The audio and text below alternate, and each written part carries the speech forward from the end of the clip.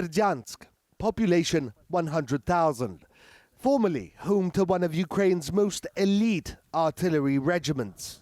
This is what the demilitarization of Ukraine looks like in practice. We're at a former base of Ukrainian Marines, an artillery detachment that had these 152mm howitzers in service, along with vast quantities of ammunition.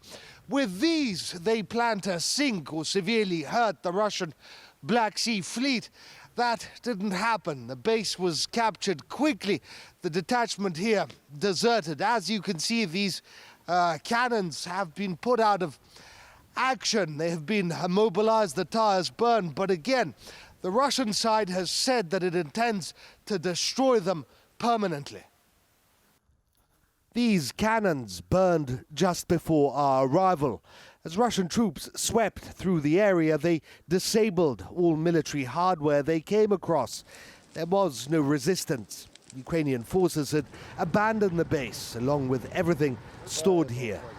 This scene tells volumes about morale among Ukrainian troops. This used to be an elite artillery detachment.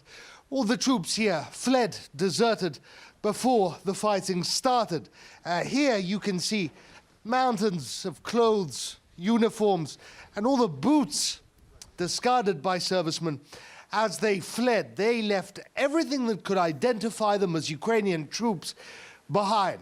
We were unable to find out why they had deserted, whether it was panic or whether they just didn't want a part in this fight.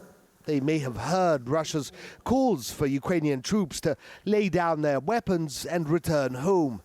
Whatever the case, the locals were relieved. Нету здесь. Ну а самой власти к своей как относитесь, к украинской? Ну а как можно? Нет, какая власть? Вы догадайтесь сами. Город Бердянск, он не тронутый.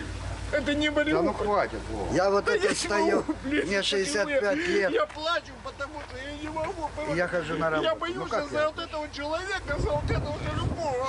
As we filmed, troops thoroughly swept and cleared military facilities, barracks and bases that they came across. While regular Ukrainian servicemen have been eager to negotiate, nationalists and neo-Nazis have not. This was the base of Sarmat, a Ukrainian neo-Nazi paramilitary group. Adorning the walls here were images of Stepan Bandera, a Nazi collaborator whose forces murdered countless thousands of Jews. It is these groups, like Sarmat, that Russia says it is after, that they are the target of denazification.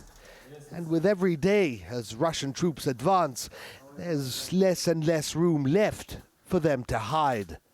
Morad Gazdiev from Berdyansk, Ukraine.